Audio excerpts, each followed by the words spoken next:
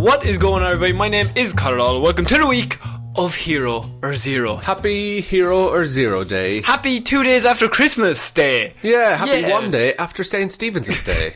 Or Boxing Day. Or Boxing Day. Or the 26th. Yes, it is. So this is Hero Zero, where we choose one comic book character, as we do every single week. We choose their good points, their bad points, just generally give you a bit of a rundown about all things to do with that character. So, as always, I'm joined by Mr. Shaun and Shaun. How's it going? I'm good. Grand, okay, cool. Thanks for remembering me, I guess. Let's move on. Just, that's fine. No, it's grand. Past that. Honestly, it's fine. Like, I'm not mad. It's just do the report. Yeah, just fuck. Man. So this is we are recording this. This is around the festive period, Shaun. So I thought what we could do is what everyone is.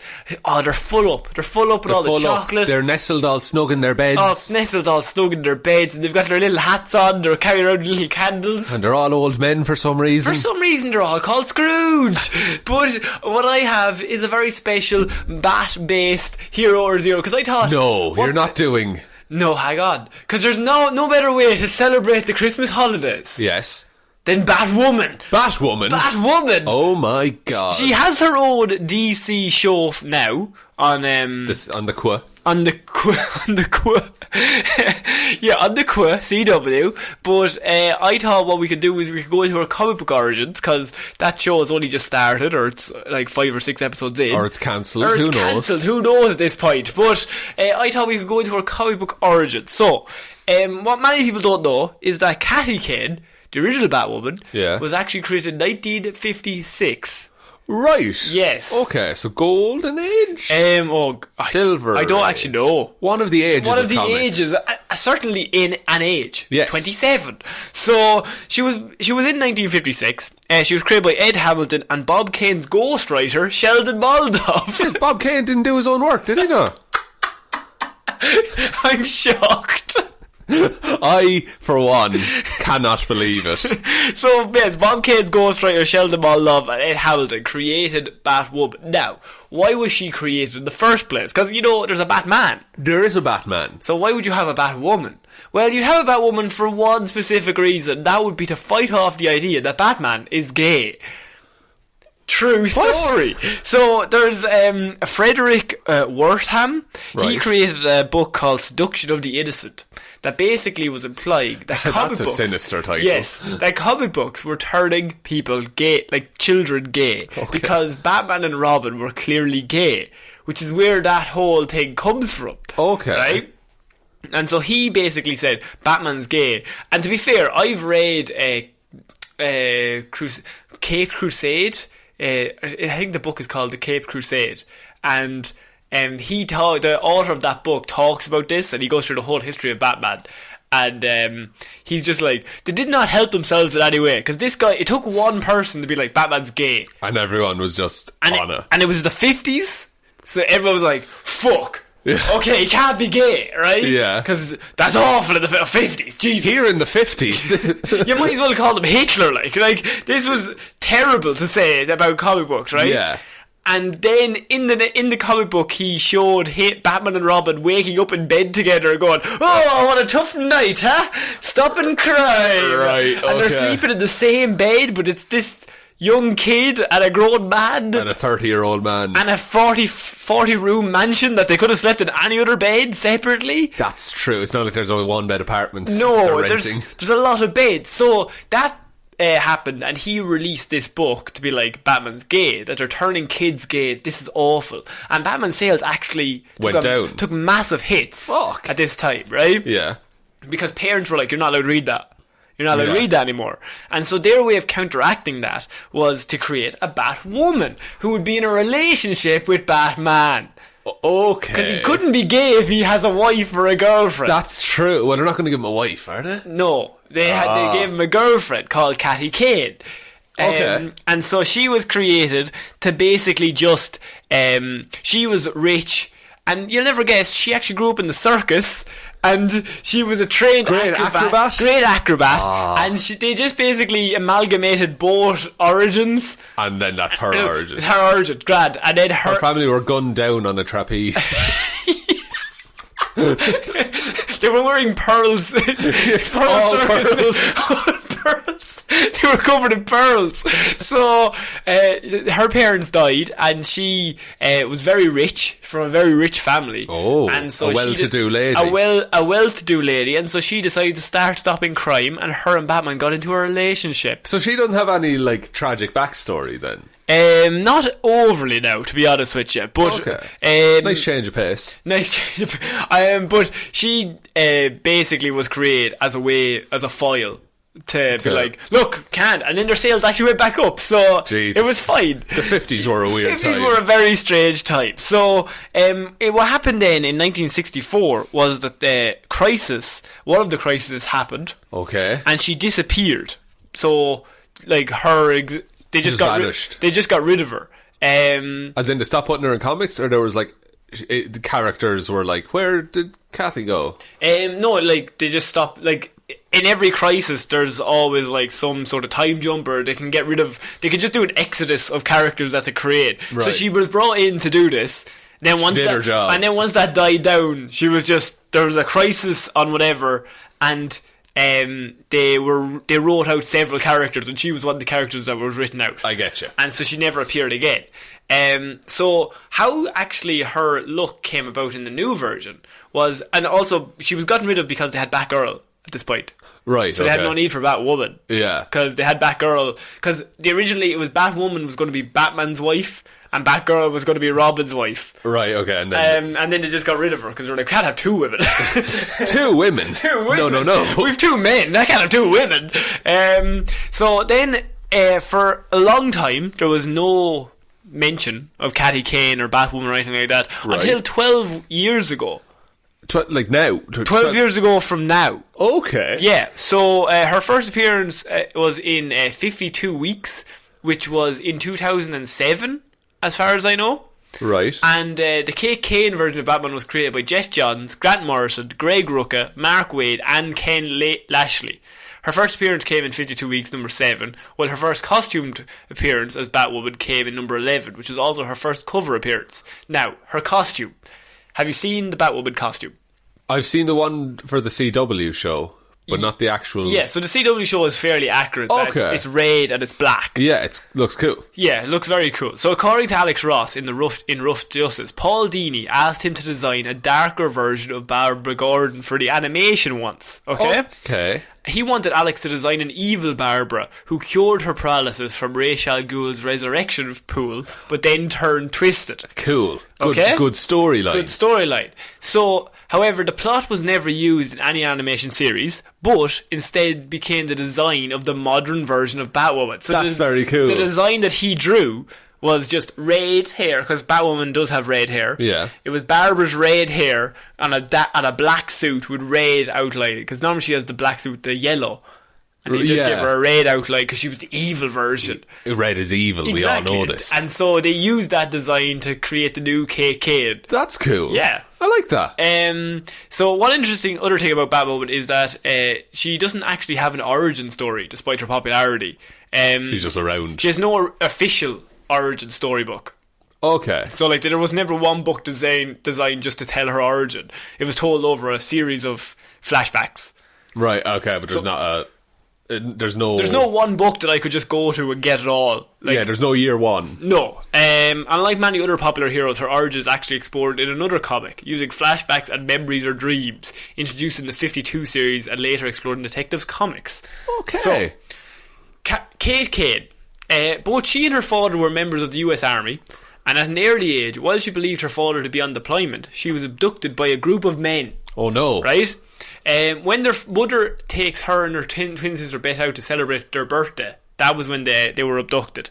So it was their birthday. The mother took her and the twin sister out. Yeah. They all got abducted by the Many Hands of Death, which is a terrorist group. Okay. And they were holding them hostage until Jacob Kane, who's the father who's away on deployment, he returns and arrives at a rescue mission. However, he is not quick enough to save his wife and Beth. So the wife and Beth die, and he's only fast enough to save Kate. Jesus. And so he saves Kate, and Jacob gets out of there just with Kate, because the other two die. Right, okay. So that is her tragic backstory in regards to, like, that's how her mother dies. Her sister dies. Her twin sister dies. Yeah, so she has a lot of survivor's guilt. I suppose you would, because like she was the only one he was able to save. Yeah. It's Oh, like- man, and then how he must feel. Because he's like, what? She was like, why me? Why was Yeah. I the one saved? Like, the other two were just as valuable as I was. Yeah, and I guess it's like, okay, I better do something with this life now. And so she later joins the military herself. Okay. Because I think she probably, at the same time, she looks up to her father, because like, he did save them. Like, he came in a moment, he just wasn't fast enough to save all of them. Yeah. And so maybe she thinks, if I was able to do so, maybe I could have helped as well. Like, Yeah, if I wasn't so helpless. Yeah. If there was two of us fighting, we would have been grand. So she joins the military herself, but is forced to leave after it's discovered that she's in a relationship with another woman. Oh. Yes. Okay. When she returns home, she discovers that her father has proposed to a woman, one with a great wealth.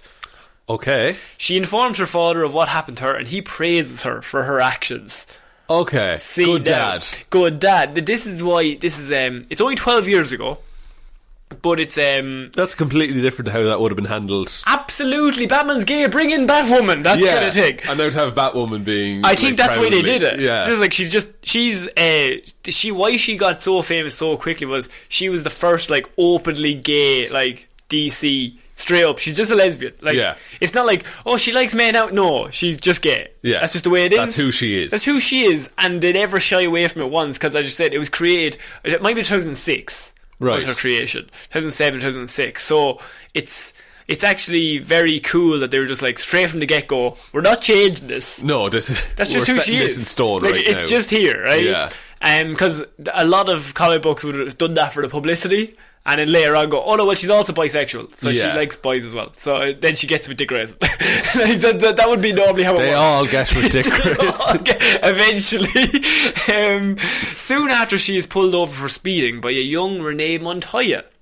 Oh, the police officer the police lady. officer who was bad in The Dark Knight.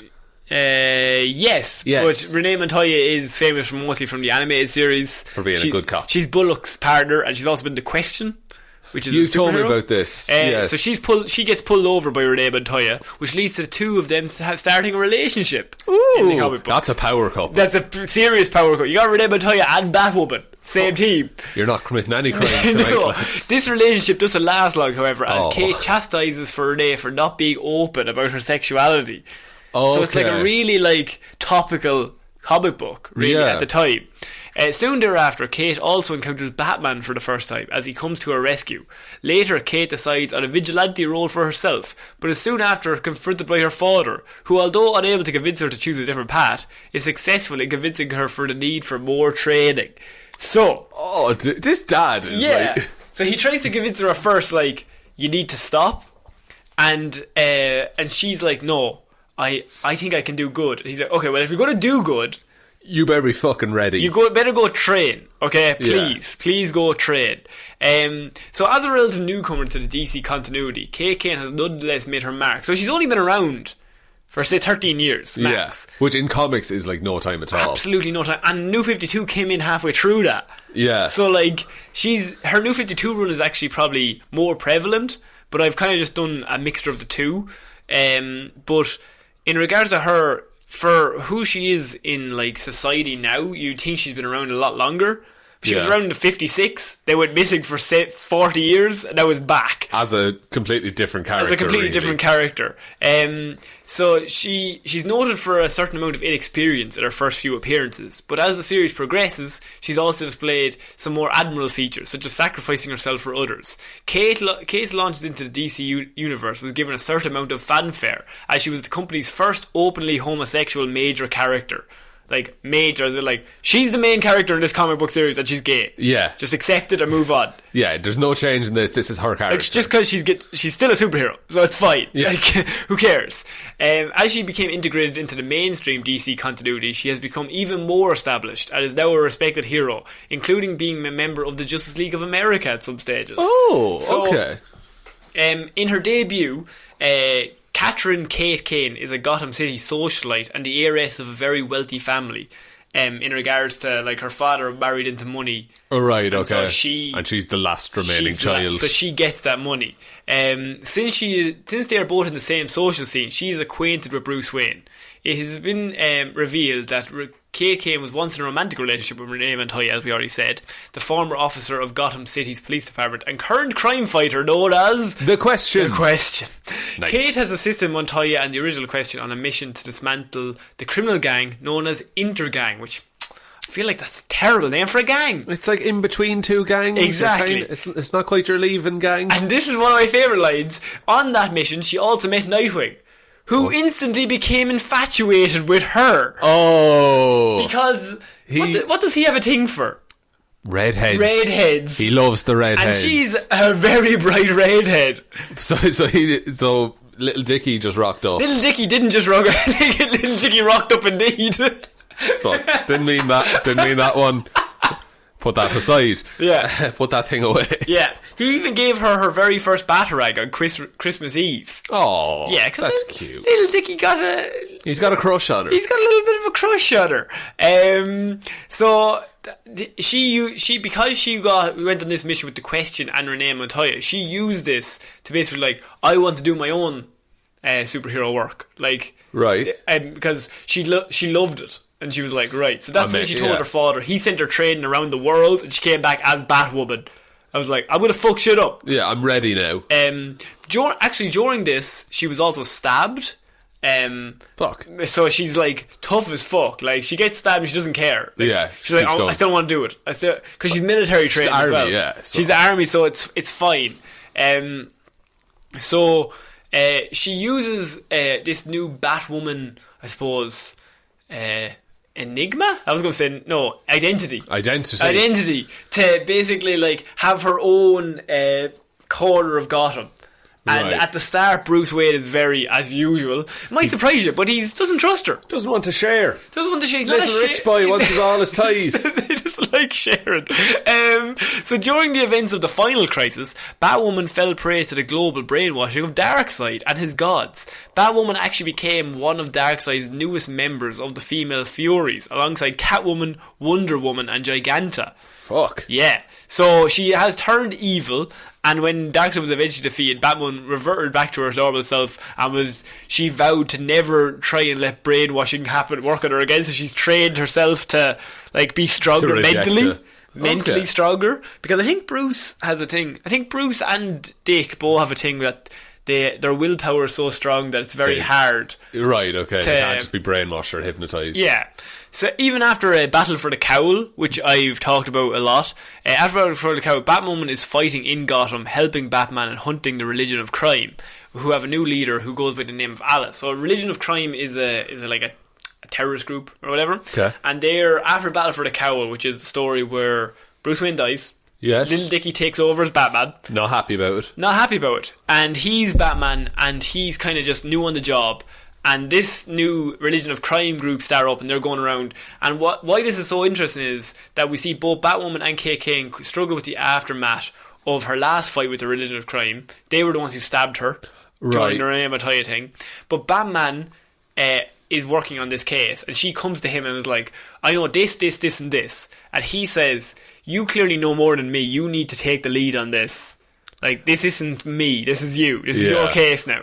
You're on this. Now, that might be just Little Dicky, that he's better at delegating than the certain big man. He's better on a team. He's better with people. Yeah, and she comes to him with all this information, and he's like, I know nothing about these people, and they stabbed you. Yeah. Why are you coming to me? You are your own hero. You can do this. And so, this gives her the kick. Like, she still has...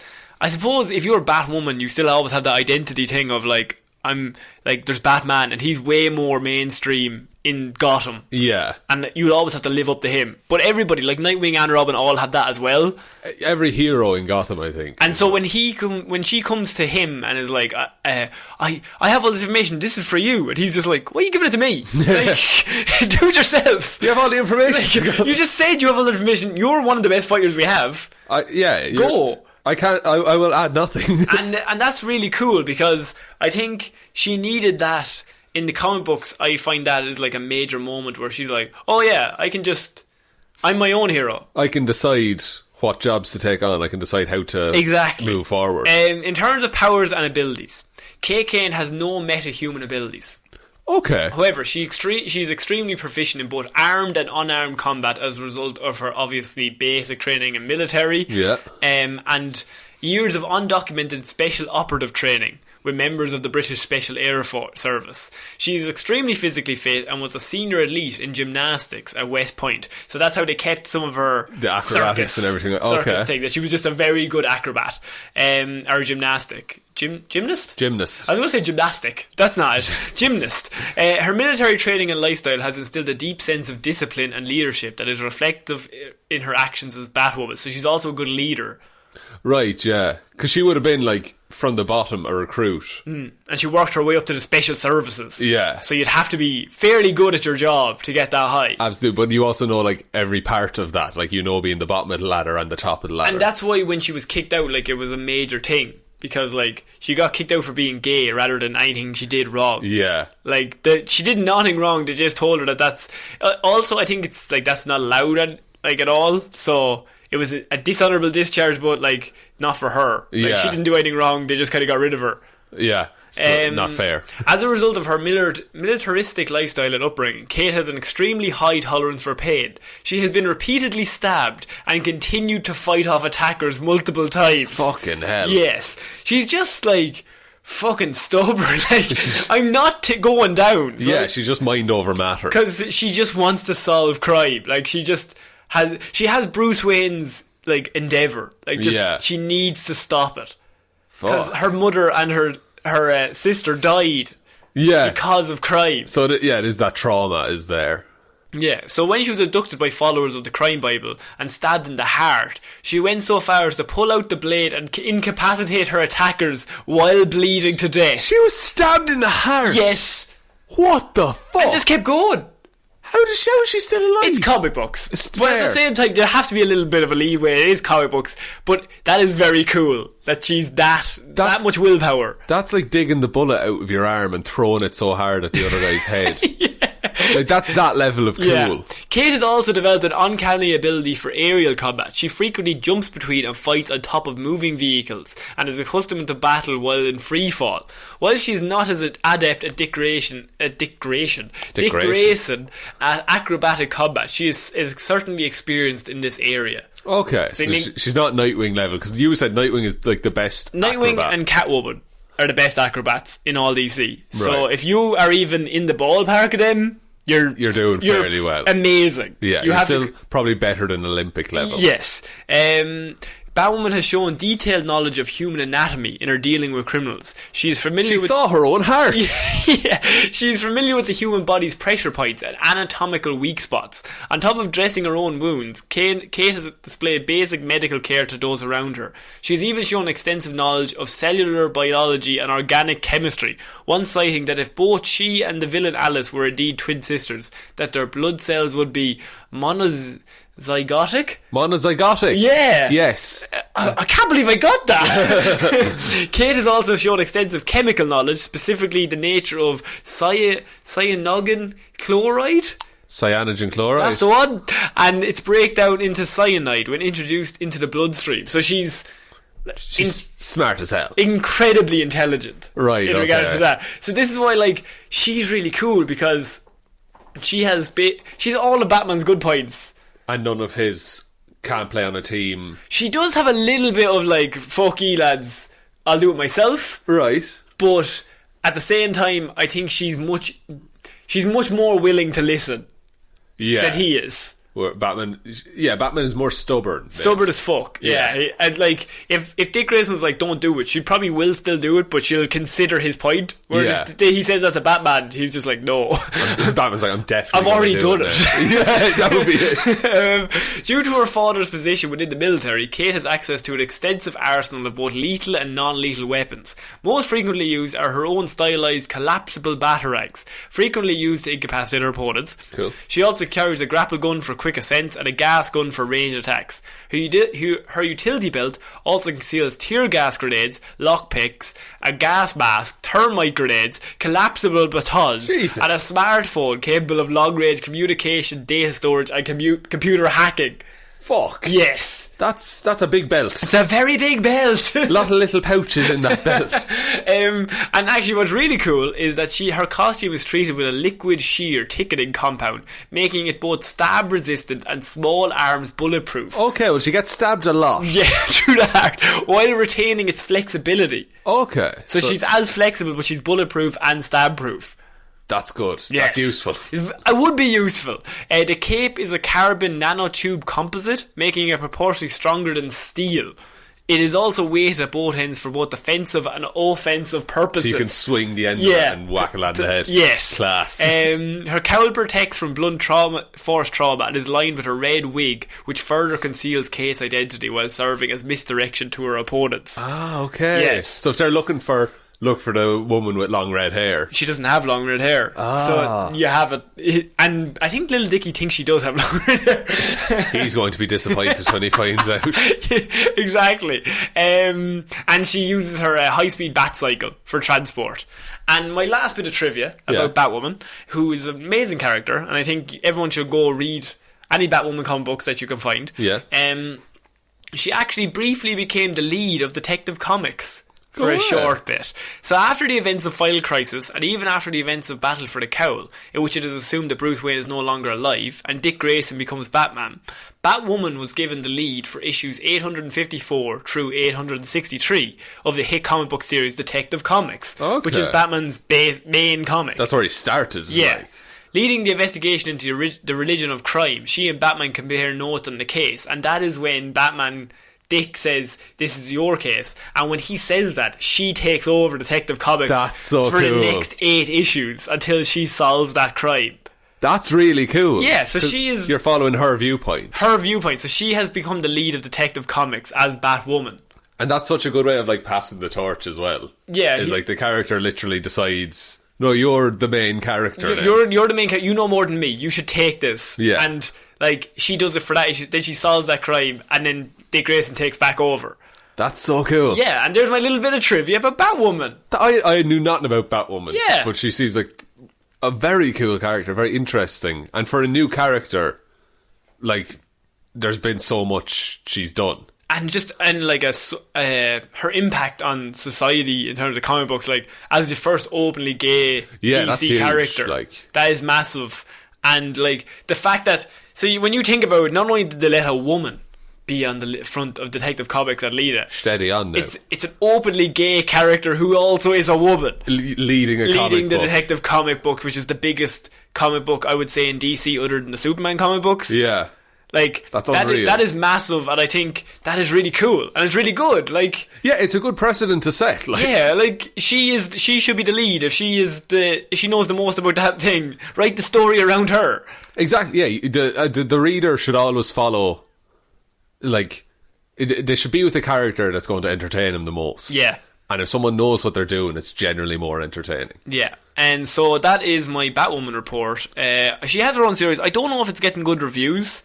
I haven't seen anything about it. I don't know if I've heard many positive things, but at the same time, I think she is a character that probably does deserve her own series. If you're going to do it, because it's a way of doing Batman without doing Batman. Yeah. But you can also do very interesting and storylines that just revolve around her. Like, she can go in completely different ways. Yeah, and you can tell stories that you just couldn't tell with, a 30-year-old white man. Who's rich. And stubborn as fuck. Yeah, so do you want to take it out, Shaun? Yes, thanks everyone for listening to this episode of Hero or Zero.